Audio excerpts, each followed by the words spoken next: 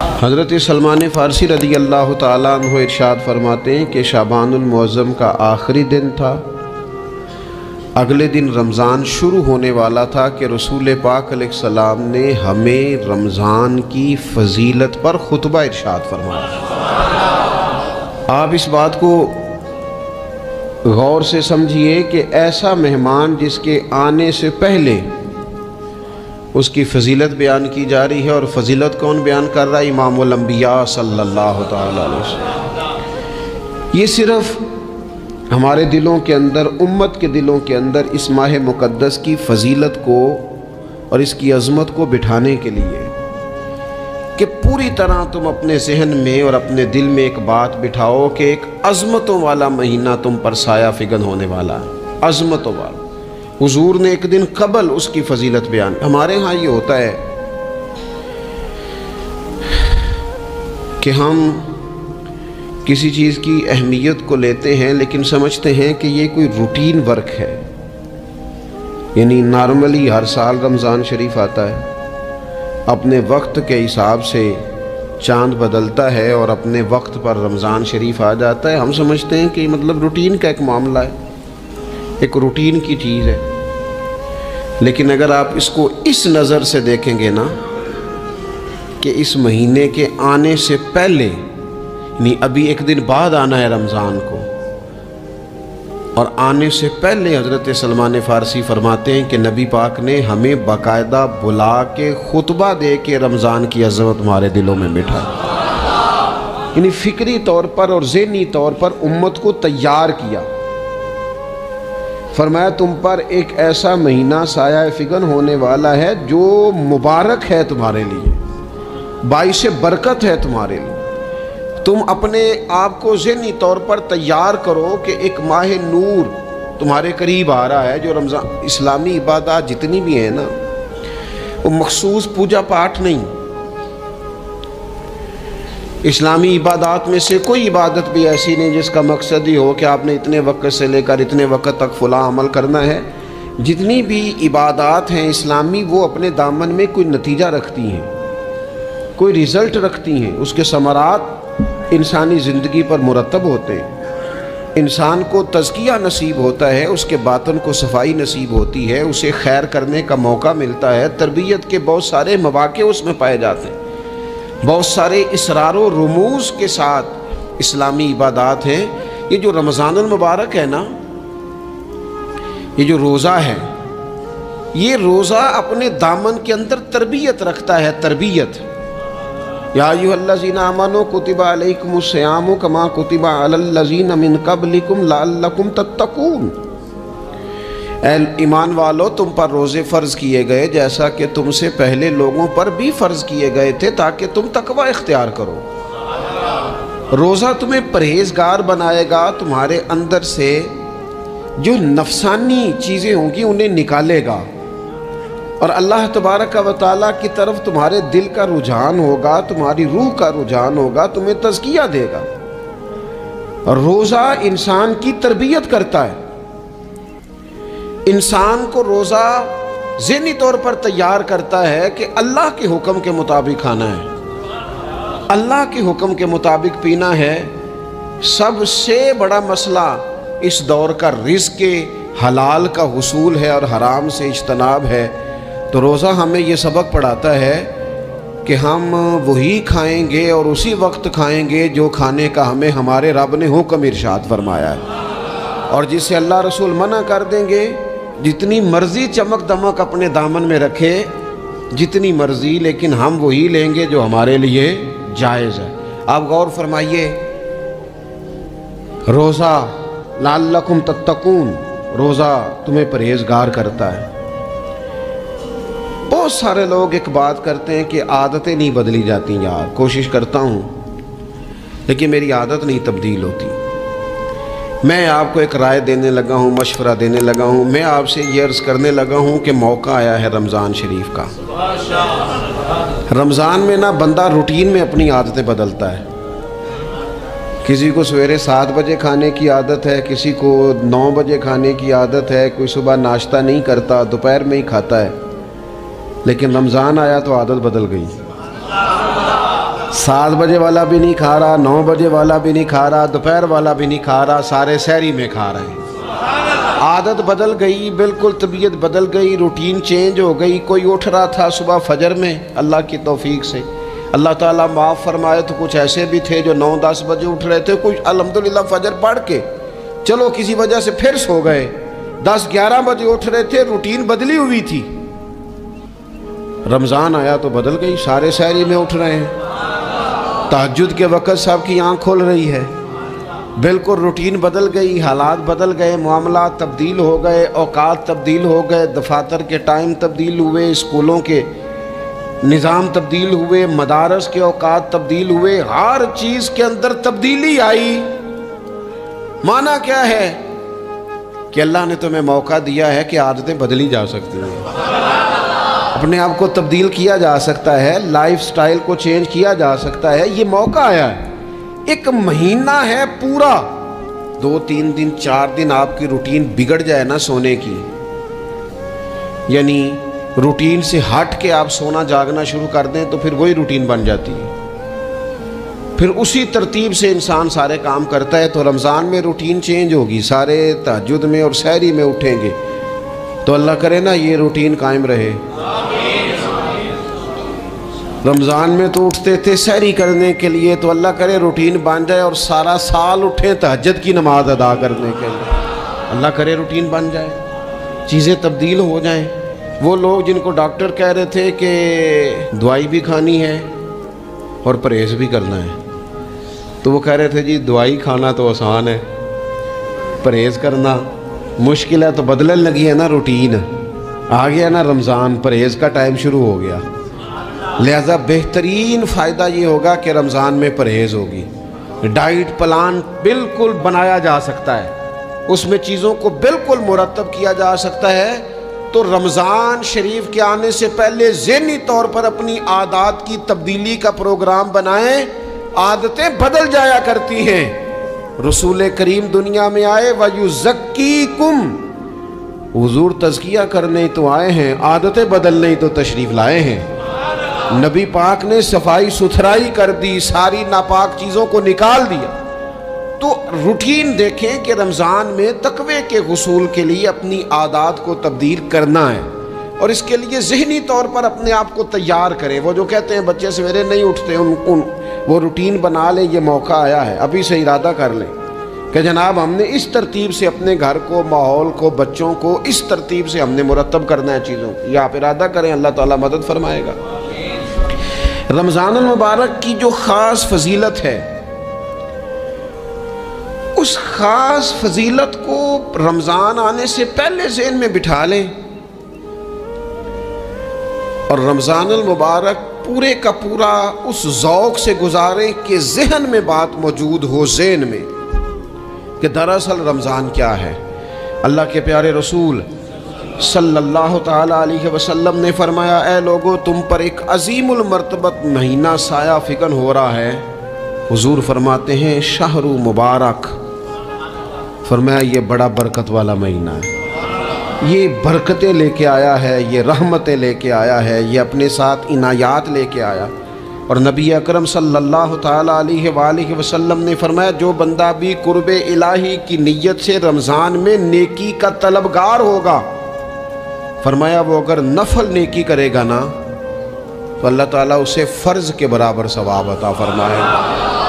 اور حضور علیہ السلام فرماتے ہیں جو اس مہینے میں ایک فرض ادا کرے گا اللہ 70 فرضوں کے برابر اجر عطا کرے گا۔ اپنے ذہن میں ایک بات بٹھائی جائے، ذہن میں یہ بات بٹھائی جائے کہ یہ نا برکت والا مہینہ ہے، اس میں میرا ثواب بڑا ضربوں کے ساتھ آگے بڑھے گا، ایک ذہن بنایا جائے اور پھر ثواب اکٹھا کرنا شروع کر دیا جائے۔ پھر وہ ترتیب بنا لی جائے، کاروباری نہیں، روحانی ترتیب، کاروباری نہیں، یعنی نئے سے نئے سٹال نہ تیار کیے جائیں، مہنگائی کیسے کرنی ہے اور کس طرح کر کے کن چیزوں کی آج کل مانگ ہوگی، کس ترتیب سے سودا پہلے ہی خریدنا ہے، مہنگا کیسے کرنا ہے، اللہ معاف کرے مصنوعی قلت کیسے پیدا کرنی ہے، کمائی کیسے کرنی ہے۔ رمضان کے اندر جناب لوگ ساری ترتیب لگا کے، ساری، میرے ایک دوست ہیں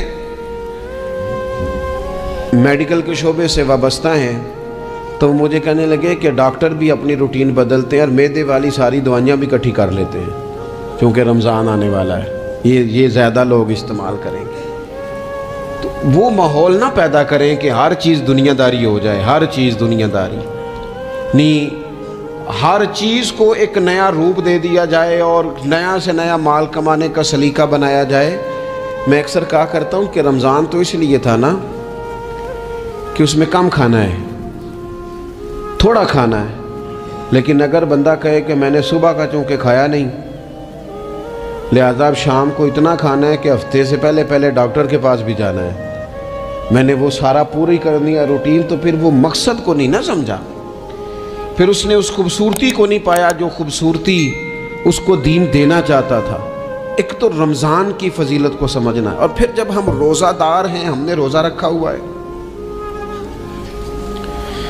تو نبی پاک علیہ السلام نے خود اس مفہوم کو کھول کے بیان کیا، فرمایا جس بندے نے جھوٹ نہیں چھوڑا، گناہ نہیں چھوڑا، گویا غیبت نہیں چھوڑی، بدی نہیں چھوڑی، تو اللہ کے محبوب علیہ السلام فرماتے ہیں پھر اللہ تعالیٰ کو اس کے بھوکا پیاسا رہنے کی تو کوئی ضرورت نہیں، کیونکہ لعلکم تتقون، تقوی اختیار کرنا تو روزے کا مقصد تھا، اور اگر اس نے وہ بات کو سمجھا ہی نہیں، استاد کے لیے صرف استاد ہو جانا ہی ضروری نہیں، اس کو پھر اپنے منصب کا لحاظ کرنا بھی ضروری ہے کہ میں استاد ہوں۔ والد کا صرف والد ہو جانا ہی کمال نہیں، اس کو پھر اس منصب کے تقاضوں کو بھی سمجھنا چاہیے کہ اب میں ایک باپ ہوں، اب میں روٹین میں وہ آزاد نہیں ہوں کہ جہاں میرا جی چاہے گا جاؤں گا، جہاں میری طبیعت چاہے گی میں کھاؤں گا، جہاں میرا دل کرے گا میں وہ کام کروں گا۔ اب آپ سرپرست ہیں، سربراہ ہیں۔ انسان دیکھیں نا، ایک شخص ہے وہ عالم ہے، علم پڑھ لینا صرف کمال نہیں، وہ اپنے منصب کو بھی تو سمجھے نا، اس منصب کے وقار کو، اس کے لحاظ کو بھی تو سمجھے نا۔ ایک آدمی اگر عمر رسیدہ ہے، بڑا ہے، بزرگ ہے، اور وہ چاہتا ہے کہ میری بزرگی کی وجہ سے میرا اکرام کیا جائے، تو اسے اپنے منصب کا بھی لحاظ کرنا پڑے گا۔ اس کو حضرت سعدی فرمایا کرتے تھے میں نے 18 سال کے بزرگ دیکھے اور میں نے 75 سال کے بچے دیکھے۔ حضور کیا مطلب؟ فرمانے لگے عمر ہو گئی لیکن اپنے منصب کا خیال نہ کیا، عادات بچوں والی رہی۔ اور فرماتے میں نے ایسے لوگ دیکھے جن کو شروع وقت میں ہی اللہ والوں کی صحبت نصیب آئی، تو وہ جو بزرگی ہے وہ پھر عمر کی وجہ سے نہیں ملی، وہ اللہ نے علم اور عمل کی وجہ سے عطا فرما دی۔ تو اپنے منصب کا لحاظ کرنا کہ میرا یہ منصب ہے۔ اسی طرح جب ہم نے روزہ رکھا ہوا ہوگا نا، تو پھر ہم نے اس منصب کا بھی لحاظ کرنا ہے کہ میں روزے دار ہوں۔ پھر خالی بھوکے پیاسا نہیں رہنا۔ رسول پاک صلی اللہ تعالیٰ علیہ وآلہ وسلم نے پتہ ہے روزے دار کی فضیلت کیا بیان فرمائی؟ اللہ کے محبوب صلی اللہ تعالیٰ علیہ وسلم فرماتے ہیں کہ رب فرماتا ہے ابن آدم کا ہر عمل اس کے لیے ہے، روزہ میرے لیے، اور فرمایا میں خود جزا دوں گا روزے کی، میں خود جزا دوں گا روزے کی۔ اور حضور فرماتے ہیں روزہ ڈھال ہے، جو شخص روزہ دار ہو وہ بےہودگی سے، فحش گوئی سے اجتناب کرے۔ اور اللہ کے محبوب صلی اللہ تعالیٰ علیہ وسلم فرماتے ہیں اگر کوئی شخص اسے گالی دے، اگر کوئی شخص اس سے جھگڑا کرنا چاہے تو پتہ کیا جواب دے؟ اسے کہے بھئی میں روزے دار ہوں، میرے منصب کا تقاضا نہیں کہ میں تیرے ساتھ الجھوں۔ اور رسول پاک صلی اللہ علیہ وسلم فرمانے لگے اوہو اتنی بڑی بات۔ حضور فرمانے لگے، یہ صحیح مسلم کے لفظ ہیں، کریم محبوب فرمانے لگے مجھے اس رب کی عزت کی قسم جس کے قبضے میں محمد عربی صلی اللہ علیہ وسلم کی جان ہے، حضور فرماتے روزہ دار کے منہ کی خوشبو اللہ تعالیٰ کے نزدیک قیامت کے دن مشک کی خوشبو سے بھی زیادہ وقت والی ہوگی۔ اس کے منہ سے جو خوشبو آتی ہے قیامت میں مشک پیچھے رہ جائے گا، اور رب کی بارگاہ میں صرف روزہ دار کے منہ سے، اگر تیرے منہ کی خوشبو رب کو اتنی پسند ہے تو تجھے بھی تو اپنے منصب کا خیال ہونا چاہیے کہ میں نے روزہ رکھا ہوا ہے، میں روزہ دار ہوں۔ اور میرے نبی پاک علیہ السلام کے یہ دو لفظ ہیں نا، وہ صوفیاء ہیں نا، اللہ کے نیک بندے جو ساری زندگی تڑپتے رہے کہ کبھی اے حقیقت منتظر نظر آنا لباس مجاز میں، کبھی مالک ایک دفعہ کبھی تیرا جلوہ ملے، کبھی اے حقیقت منتظر نظر آنا لباس مجاز میں۔ لاکھوں سجدے تڑپ رہے ہیں میری جبین نیاز میں، اور جو ساری زندگی کہتے رہے کہ ہم تو عمر دراز مانگ کے لائے تھے 4 دن، 2 آرزو میں کٹ گئے، 2 انتظار میں، یہ دیکھو انہیں انعام ملنے لگا۔ جو اس کی راہ کے سوالی تھے، جو اس کے رستے کے مسافر تھے، جو اسے پانا چاہتے تھے، جو اس کی دید کرنا چاہتے تھے، جو اسے ملنا چاہتے تھے، میرے رسول پاک علیہ السلام نے فرمایا روزہ دار کو 2 خوشیاں ملیں گی۔ ایک خوشی اس وقت ملتی ہے جب وہ افطار کرتا ہے، اور فرمایا ایک خوشی اس وقت ملے گی جب وہ اپنے رب سے ملاقات کرے گا، جب وہ اس سے ملے گا تو اس وقت روزہ دار کو خوشی ہوگی۔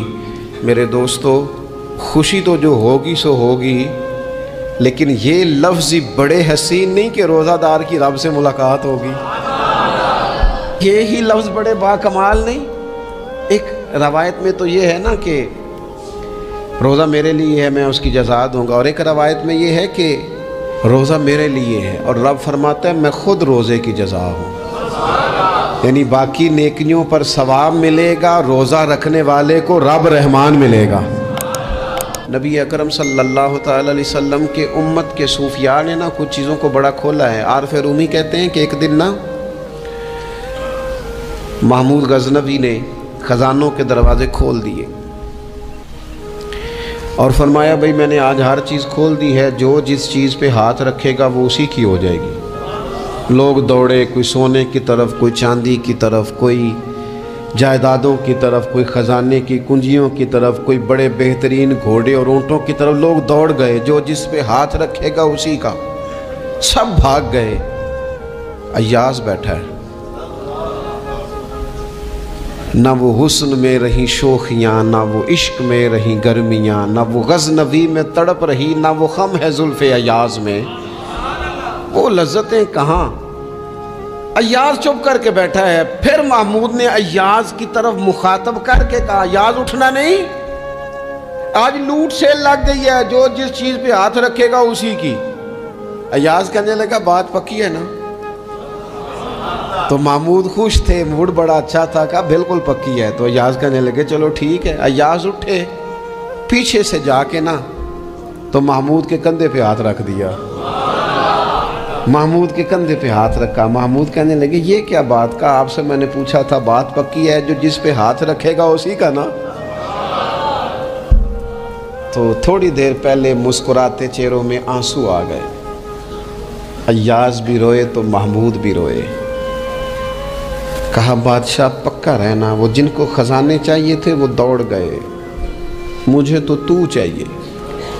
لنگ کئی مہینے تے برس گئے تے تیری دید نو دیدے ترس گئے، تیری تو ملے گا۔ تو پھر کہا محمود نے، اس نے کہا میں وعدہ کر چکا تھا، بس ٹھیک ہے، باقیوں کے خزانے اور میں تیرا، طے ہو گئی۔ فرمایا باقی نیکیوں پر ثواب ملے گا، اور روزہ رکھنے والے کو رب رحمان ملے گا، اللہ کا قرب ملے گا۔ دیکھو نا، وہ خاص انسان کو کیفیت حاصل ہوتی ہے روزے میں، رب کے ہونے کا یقین۔ وہ جو صوفیاء کہتے ہیں نا مراقبہ کرو، وہ نصیب ہوتا ہے۔ یعنی کسی کو کیا پتہ ہے اس کا روزہ ہے کہ نہیں، اکیلا ہے نا گھر میں، فریزر بھرا ہوا ہے، نہیں نہ کھاتا، کیوں؟ اسے پتہ ہے میرا رب میرے ساتھ ہے، میرا رب مجھے دیکھ رہا ہے۔ بس یہ تصور توحید پکا ہو جاتا ہے رمضان، تو پھر اللہ تبارک و تعالیٰ کی بھی خاص رحمت اور کوئی خاص ہی اعزاز۔ حضور فرماتے ہیں جنت کے کئی دروازے ہیں، ایک باب الریان ہے، اس سے صرف روزہ دار گزریں گے۔ آواز ہوگا روزے والے آ جاؤ، وہ آ جائیں گے، فرمایا اس خاص دروازے سے گزرو، جب گزر جائیں گے تو فرمایا بند کر دو بھئی، اور کوئی نہیں گزرے گا یہاں سے۔ دروازہ ہی مخصوص ہے، ان کا اعزاز ہی ذرا زیادہ ہے۔ تو میرے عزیز، رمضان شریف کے اندر وہ منصب کا بس خیال رکھیں کہ میں روزہ دار ہوں، اس احتیاط کے ساتھ۔ اور دوسری جو رمضان کی چند عبادات ہیں نا، سب سے پہلی تو میں عرض کروں گا تراویح کے حوالے سے۔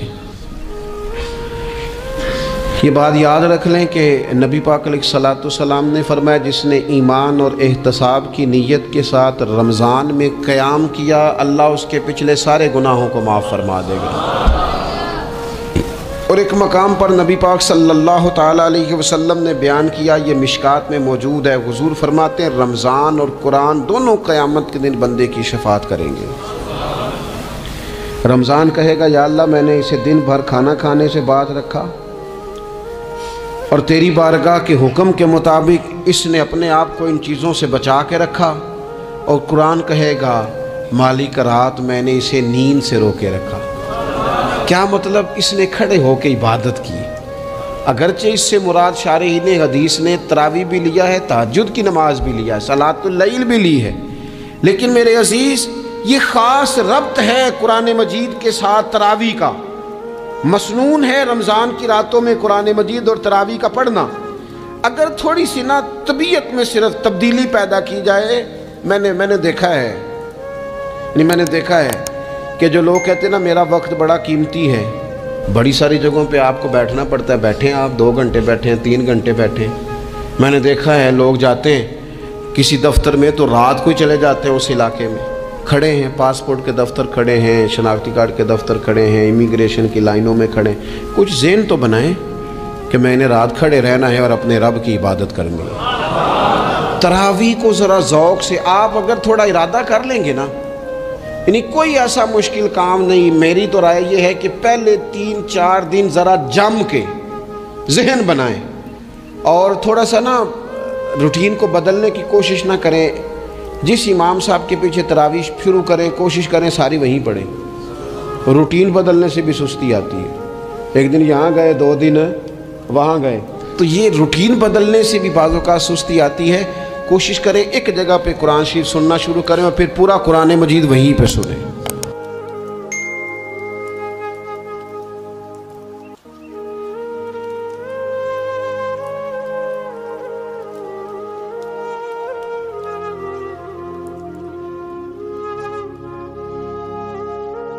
اس مہینے کا آنے والے موسم نور کا استقبال کرنا، اس کے شوق میں بے تابیوں کا اظہار کرنا، یہ اللہ جل شانہ کے ساتھ محبت کی علامت ہے۔ شعبان المعظم کے دن گن گن کے گزارے جائیں کہ اتنے دن رہ گئے ہیں رمضان المبارک میں، اب اتنے دن رہ گئے ہیں رمضان المبارک میں۔ انسانی ذہن میں یہ سوال پیدا ہو سکتا ہے کہ متعینہ وقت پر تو اس مہینے نے آنا ہی ہے، اور اگر زندگی موجود رہی تو اس کو پا ہی لیں گے، تو اس شدت سے انتظار کرنے کا کیا مطلب؟ تو اس کا جواب یہ ہے، بیرون ملک سے کسی کے بزرگ نے، والد نے یا کسی کے بیٹے نے آنا ہو تو وہ 2 ماہ قبل ہی آنکھیں فرش راہ کیے ہوتے ہیں اور گن گن کے دن گزار رہے ہوتے ہیں، اور جو ہی لمحے قریب آتے ہیں تو پھر گھڑیاں اور ساعتیں بھی گنی جاتی ہیں۔ بار بار گھڑی دیکھتے ہیں، ابھی تک پہنچے نہیں، جبکہ یہ طے ہے کہ 5:02 پہ فلائٹ اترے گی۔ تو بار بار گھڑی دیکھنے کا مطلب لاہور سے 2 گھنٹے یہاں گجرانوالہ میں پہنچتے ہوئے لگیں گے، لیکن ہر 10 منٹ کے بعد کہ ذرا پتہ کرو کہاں تک پہنچے ہیں۔ کیا مطلب اس کا؟ مطلب اس کا یہ ہے کہ جب سینے میں کسی کا انتظار رکھا ہوا ہو تو پھر بے تابیاں، بے چینیاں، اضطراب موجود ہوتا ہے۔ ہم دنیا کے لوگوں کے ساتھ جو ربط و رشتہ رکھتے ہیں اس کے مطابق ان کا انتظار ہوتا ہے۔ کچھ آنے والے ایسے بھی ہوتے ہیں جنہوں نے ہمیں بتایا ہوتا ہے کہ فلاں دن ہم پہنچیں گے، اور وہ دروازے پہ دستک دے رہے ہوتے ہیں اور ہم سو کے اٹھ رہے ہوتے ہیں، اور اچانک جب پتہ چلتا ہے کہ فلاں باہر دروازے پہ دستک دے رہے ہیں تو ہم استقبال تو کر رہے ہوتے ہیں، لیکن ہمارے ذہن میں یہ بھی ہوتا ہے وہ میں بھول گیا، تو اب تو یہ کام بھی میرے ذمے ہے، تو مجھے یاد آ گیا ہوتا۔ تو جن لوگوں کے لیے دل میں محبتوں کی جگہ ہو تو ان کے لیے پھر سارے کام مؤخر کر کے ان کے استقبال کیے جاتے ہیں۔ یہ مہینہ اللہ کی رحمتوں کا موسم بہار ہے، چھم چھم رحمتیں برستی ہیں، انوار اترتے ہیں، گناہگاروں کو آتش دوزخ سے نجات بخش دی جاتی ہے۔ تو اس کا استقبال کرنا، اس کے لیے انتظار کرنا، گن گن کے دن گزارنا، لمحے اور ساعتیں بسر کرتے ہوئے بار بار ماہ صیام کا ذکر کرنا، اس مہینے کے ساتھ محبت کی دلیل ہے، اور اس مہینے کے ساتھ محبت اللہ سے محبت کی دلیل ہے۔ اس لیے اس مہینے کا استقبال کرنا، اس کے لیے تیاری کرنا، اپنے گھر کو صاف کرنا، اس کے لیے اپنی اولاد کے دل میں شوق پیدا کرنا اور ماحول پہلے پیدا کرنے کی کوشش کرنا، تاکہ جو ہی یہ ماہ جلوہ گر ہو تو روزہ رکھنے کا مزاج پیدا ہو چکا ہو، تلاوت کلام مجید کا مزاج پیدا ہو چکا ہو، دیگر نوافل اور اچھے اعمال بجا لانے کی عادت پڑ چکی ہو۔ تو شعبان میں ہی اس کی تیاری ہوتی ہے تاکہ رمضان المبارک آتے ہی ہم پوری طرح سے مستعد اور فعال ہو کر کے اس مہینے کی برکتوں کو سمیٹ لیں۔ اللہ کے محبوب علیہ السلام نے ارشاد فرمایا کہ جب ماہ صیام آتا ہے فتحت ابواب الجنہ، تو جنت کے 8 دروازے کھول دیے جاتے ہیں۔ جنت تو اللہ جل شانہ کی کرم نوازیوں کا ایک ایسا خوبصورت منظر ہے کہ آج تک نہ کسی آنکھ نے اس کو دیکھا، نہ کسی کان نے سنا، اور نہ اس کا کوئی تصور کر سکتا ہے، ایسی خوبصورت بنائی ہے۔ وہاں کی ہوائیں جب چلتی ہیں تو گرد نہیں اڑتا، کستوری اڑتی ہے۔ وہاں دودھ کی، شہد کی، مائے معین، کوثر، سلسبیل کی نہریں بہتی ہیں، موتی زمرد کے محلات بنے ہوئے ہیں۔ وہ خوبصورت محل اور وہ خوبصورت جنت کا ماحول، لیکن اس کے باوجود اس خوبصورت جنت کو، مرصع جنت کو، نظیف ترین بقعۂ رحمت کو 11 ماہ تک رنگ و روغن کیا جاتا ہے رمضان المبارک کے استقبال کے لیے، اور جب یہ مہینہ آتا ہے تو اس کے دروازے کھول دیے جاتے ہیں، اور جنت کے 8 دروازوں میں سے ایک دروازے کا نام باب الریان رکھا گیا ہے، جو صرف روزہ داروں کے اعزاز و تکریم کے لیے ہے۔ روزہ دار اس دروازے سے گزر کے جنت جاتے ہیں۔ تو آپ اندازہ کیجئے کہ اللہ نے اس ماہ مبارک کو کیا عزت دی ہے، کیا پروٹوکول دیا ہے، کیا تکریم بخشی ہے کہ نبیوں کا امام، امام المرسلین، خاتم الانبیاء، محبوب خدا اس مہینے کے لیے منتظر رہتے کہ یہ مہینہ آنے والا ہے، یہ مہینہ آنے والا ہے۔ حضرت سیدنا سلمان فارسی رضی اللہ تعالی عنہ فرماتے ہیں کہ شعبان کی آخری تاریخ کو حضور نے ایک خطبہ ارشاد کیا۔ بعض علماء نے کہا کہ یہ شعبان کا آخری جمعہ تھا، یا ہو سکتا ہے کہ آخری جمعہ 29 شعبان کو ہی ہو۔ تو رمضان المبارک سے قبل حضور نے یہ خطبہ ارشاد کیا، جو مختلف کتب احادیث میں موجود ہے۔ یا ایھا الناس، اے لوگو، قد اظلکم شہر عظیم، اللہ نے تمہارے اوپر ایک بہت پاکیزہ، پر نور، عالی مرتبت مہینہ سایہ فگن کر دیا ہے۔ شہر فیہ لیلۃ خیر من الف شہر، اس مہینے میں ایک ایسی رات ہے جو 1000 مہینے سے بہتر ہے۔ جعل اللہ सियामहु फरीदा व क़याम लैलतिन ततव्वुआ, उस महीने के दिन के रोज़े फ़र्ज़ करार दिए गए और रातों का क़याम नफल बनाया गया। तरावी की सूरत के अंदर रातों के क़याम का माहौल पैदा होता है, सलातुल लैल पढ़ी जाती है, नवाफिल पढ़े जाते हैं कसरत के साथ। ये उस महीने की शानें हैं, ये उस महीने की रौनकें हैं। उस महीने में अल्लाह ताला ने ख़ास करम नवाजियाँ अता की हैं अहले ईमान को। वमन तक़र्रबा फ़ीहि बिख़स्लतिन मिनल खैर काना कमन अद्दा फ़रीदतन फ़ीमा सवा हो। एक नफल का सवाब एक फ़र्ज़ के बराबर इस महीने में कर दिया जाता है। वमन अद्दा फ़रीदतन काना कमन अद्दा सबईन फ़रीदतन फ़ीमा सवा हो। और अगर कोई एक फ़र्ज़ अदा करता है तो उसको 70 फ़राइज़ का सवाब मिलता है। इस कदर नेकियों का अजर बढ़ा दिया जाता है, उनकी कीमत बढ़ा दी जाती है इस महीने में।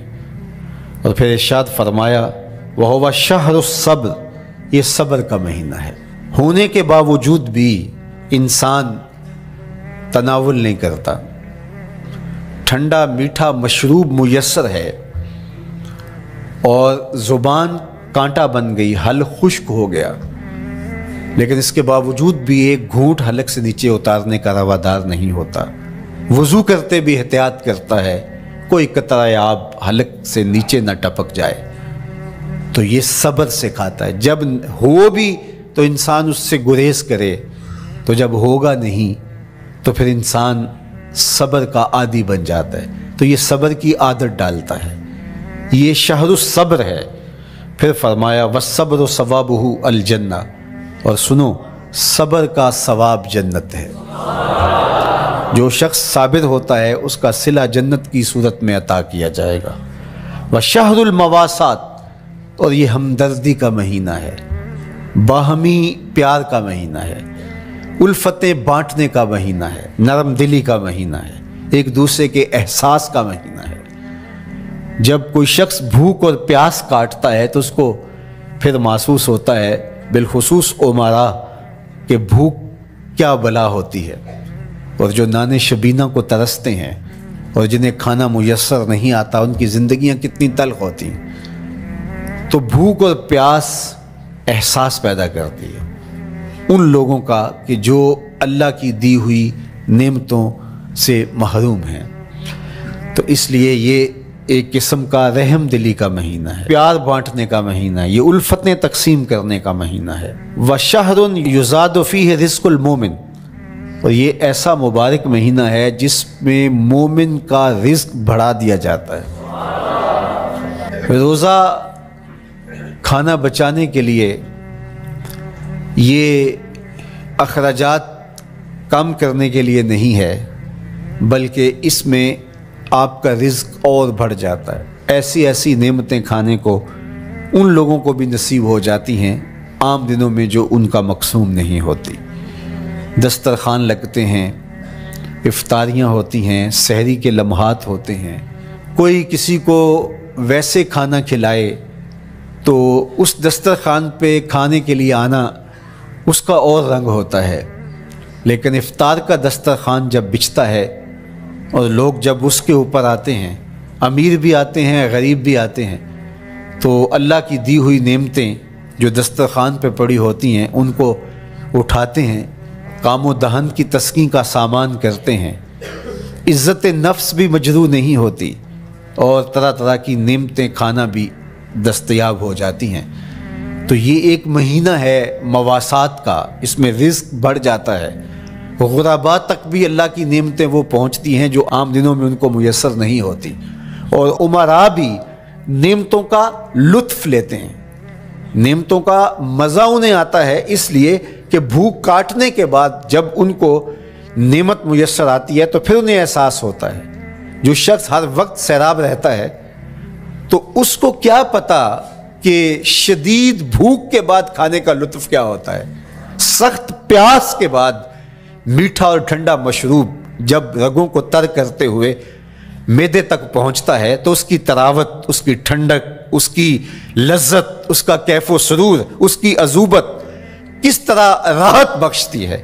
इसीलिए मेरे और आपके आका और मौला ने एक दूसरे मुकाम पर इरशाद फरमाया للصائم فرحتان، فرحۃ عند فطرہ و فرحۃ عند لقاء ربہ۔ روزے دار کے لیے دو خوشیاں ہیں، ایک خوشی اسے تب ملتی ہے جب وہ روزہ افطار کرتا ہے، وہ لمحے مسرتوں کے ہوتے ہیں، ایک روحانی احساس ہوتا ہے، اتنا لمبا دن، اتنا سخت دن، گرمی کی شدت، مالک تیرا شکر ہے لمحہ اختتام پہنچا اور یہ اتنا لمبا دن تیرے حکم کی تعمیل کرتے ہوئے بسر ہو گیا۔ ایک تو روزہ کھولتے ہوئے وہ ایک سرشاری ہوتی ہے، وہ ایک لذت ہوتی ہے، روحانی تسکین ہوتی ہے۔ آج کل وہ افطار کے دسترخوان لگتے ہیں تو جس طرح ہمارے سارے معاملات جو ہیں وہ ملوث ہو گئے ہیں ریا سے، تسنن سے، اس طرح افطار بھی ایک فیشن کے طور پہ فروغ پا رہی ہے۔ تو اس میں امراء کو اور شخصیات کو بلایا جاتا ہے اور ایسے لوگ کثرت کے ساتھ ہوتے ہیں جن کا روزہ بھی نہیں ہوتا، تو پھر ظاہر ہے رسماً تو اتنی دیر تک وہ کچھ نہیں اٹھا سکتے جب تک اذان کی آواز نہیں آتی، افطار کے لمحے نہیں آتے۔ تو اس وقت جو روزہ دار ہوتا ہے جب وہ مشروب لے رہا ہوتا ہے، جب وہ کوئی لقمہ اتار رہا ہوتا ہے، تو اس کی جو فرحت ہوتی ہے، اور جس نے روزہ نہیں رکھا اور وہ بھی افطار کے دسترخوان پہ بیٹھا ہے، تو کیا اس کو کوئی روحانی حظ، کوئی سرور، افطار کے لمحوں کا کوئی لطف مل سکتا ہے؟ وہ بیچارہ کتنا بے چین ہوتا ہوگا کہ یہ شخص ہے کمزور ہے، سارا دن مزدوری کر کے آیا ہے اور اس کا بھی تو سارا دن گزر گیا بھوک اور پیاس سے، اور میں صحت مند ہوں اور سارا دن ٹھنڈے ماحول میں رہا ہوں اور مجھے توفیق نہیں ملی، تو وہ گھونٹ کتنے مشکل اس کے لیے ہوتے ہوں گے۔ اور روزہ دار کے لیے کس قدر وہ آسودہ بخش لمحے ہوتے ہیں کہ جب اس کو یہ مسرت ہو رہی ہوتی ہے کہ مالک تیرا شکر، گرم موسم، زبان کانٹا، حلق خشک، اور تو نے تکمیل تک لمحے پہنچائے اور میرا دن خیریت سے گزر گیا، تو وہ اس کے لیے ایک خوشی کا لمحہ، روحانی مسرت کی کیفیت۔ اور دوسری کہ جب وہ ٹھنڈا اور میٹھا مشروب، سارے دن کی سوکھی ہوئی زبان اور خشک حلق، اور انسان کی جو ہے وہ رگیں بھی، انتڑیاں بھی خشک ہو چکی ہوتی ہیں، تو ٹھنڈا اور میٹھا مشروب جب انسان کے معدے کی طرف بڑھ رہا ہوتا ہے، زبان بولے نہ بولے، ایک ایک رواں اللہ کی حمد بول رہا ہوتا ہے، اور تشکر انسان کے رگ و ریشہ سے ادا ہو رہا ہوتا ہے، اور اس کی کیفیت، اس کی سرشاریاں، اس کی لذتیں وہ دیکھنے کی ہوتی ہیں۔ تو کہا للصائم فرحتان، روزے دار کو تو ایک فرحت اس وقت ملتی ہے عند فطرہ ہی، جب وہ روزہ کھولتا ہے، روحانی فرحت بھی، جسمانی فرحت بھی، وفرحۃ عند لقاء رب، اور دوسری فرحت اور دوسری خوشی اسے تب ملے گی جب اس روزے کے صلے میں اللہ تعالیٰ اپنے رخ انور سے پردہ اٹھا دے گا اور روزہ دار کو اپنے دیدار کی دولت عطا کرے گا، تو وہ پھر منظر دیکھنے والا ہوگا، روزہ دار کی آنکھیں ٹھنڈی ہو جائیں گی۔ اصل افطار تو وہ ہوگی نا، اللہ اکبر، اصل تو شربت دیدار ملے گا جو روح کی پیاس بجھا دے گا، جو من کی بھوک مٹا دے گا۔ تو کہا للصائم فرحتان، فرحۃ عند فطرہ و فرحۃ عند لقاء رب، روزہ دار کے لیے دو خوشیاں ہیں، ایک خوشی وہ ہے جب اس کے جسم کی پیاس بجھتی ہے، اور ایک خوشی تب ملے گی جب روح کی بھوک مٹے گی، جب من کی پیاس بجھے گی، اور پھر وہ سرشاریوں کے عالم میں دیکھتا ہی چلا جائے گا، اور وہ سیراب ہی نہیں ہو پائے گا کہ میں ان دو آنکھوں سے دیکھ رہا ہوں، کاش کہ لوں لوں دے مڈ لک لک چشمہ، ایک کھولا تے ایک کجا ہوں۔ وہ اس آرزو میں ہوگا کہ میرا رواں رواں آنکھ بن جائے اور میں اس دیدار سے فیضیاب ہوتا چلا جاؤں۔ تو وہ کیا لمحے ہوں گے، وہ کیا گھڑیاں ہوں گی، وہ کیا ساعتیں ہوں گی، کوئی لفظ نہیں ہے جن لفظوں میں ان حقیقتوں کو بیان کیا جا سکے، اس لیے کہ وہ منظر ہی وراء الورا ہوگا۔ تو روزہ دار کو فرحت ملتی ہے جب وہ روزہ کھولتا ہے۔ تو فرمایا وَشَهْرٌ يُزَادُ فِيهِ رِزْقُ الْمُؤْمِنِ، اس میں مومن کا رزق بڑھا دیا جاتا ہے۔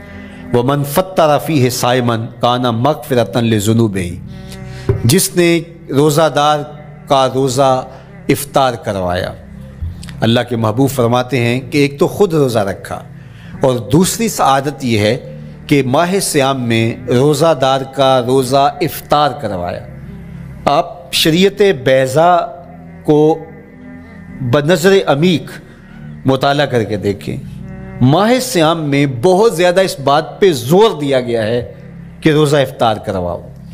اپنے گھر میں بیٹھ کر کے روزہ افطار کر لینا یہ بھی سعادت مندی ہے، روزہ نصیب ہو جائے، لیکن اس بات پہ بہت زور دیا گیا ہے ماہ صیام میں کہ ایک ماحول پیدا ہو، لوگوں کو افطار کروائیں تاکہ تمام لوگوں تک اللہ تعالیٰ کی نعمتیں پہنچیں اور لوگوں تک جو ہے وہ رمضان المبارک کی برکتیں پہنچیں۔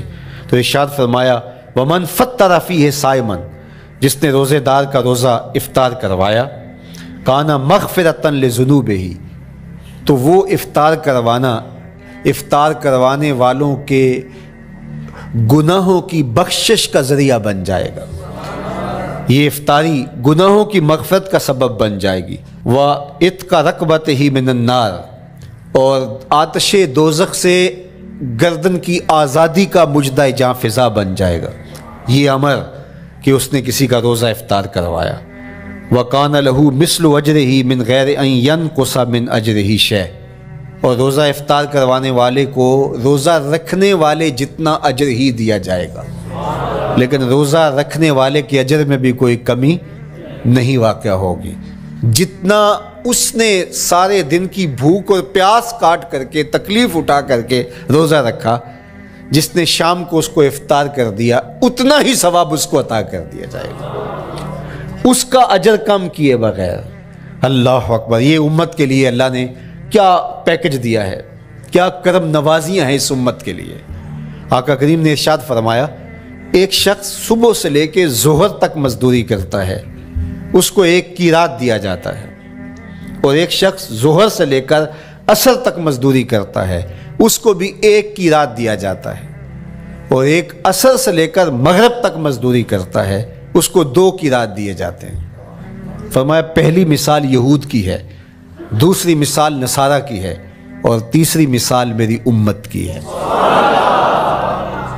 یہودیوں نے اور عیسائیوں نے اس پہ اعتراض کیا کہ ہمارا اجر کیوں تھوڑا ہے، تو میرے اور آپ کے آقا و مولا نے فرمایا تمہارا تھوڑا نہیں، ہمارا زیادہ ہے۔ آج کل اگر 1000 روپیہ مزدوری چلتی ہو مزدور کی، تو کوئی شخص صبح سے شام تک ایک شخص سے مزدوری کروائے اور 1000 روپیہ دے دے، اور دوپہر کو اڈے سے جا کے ایک مزدور اور لے آئے، شام کو اس کو بھی 1000 روپیہ دے آئے، اور ایک شخص کو عصر کے وقت لائے اس کو 2000 روپیہ دے دے، تو 1000 والا کہے کہ میرے سے زیادتی ہوئی ہے، تو اس سے زیادتی تو نہیں ہوئی، اسے تو پوری مزدوری دی گئی ہے، اب اس پہ مہربانی ہوئی ہے، اس پہ رحمت ہوئی ہے۔ تو کہا یہود اور نصارہ کی یہ مثال ہے، ایک صبح سے ظہر تک مزدوری کرے اس کو 1 قیراط، ایک ظہر سے عصر تک مزدوری کرے اس کو بھی 1 قیراط، اور تیسرا بہت تھوڑا وقت عصر سے مغرب تک مزدوری کرے اس کو 2 قیراط۔ کہا یہ امت محمدیہ علی صاحب الصلوات کو دیا گیا نور ہے۔ تو ایک شخص نے سویر سے لے کر شام تک روزہ رکھا، بھوک کاٹی، پیاس کاٹی، سخت شدت کی گرمی سہی، اور ایک شخص نے شام کے وقت اس کو روزہ افطار کروا دیا۔ اور سنو حضور علیہ الصلوۃ والسلام کا فرمان، جب حضور نے فرمایا کہ اس کو پورا اجر ملے گا پہلے کے اجر کو کم کیے بغیر، تو صحابہ کا تو دل تڑپنے لگا کہ یہ کتنی بڑی بات ہے۔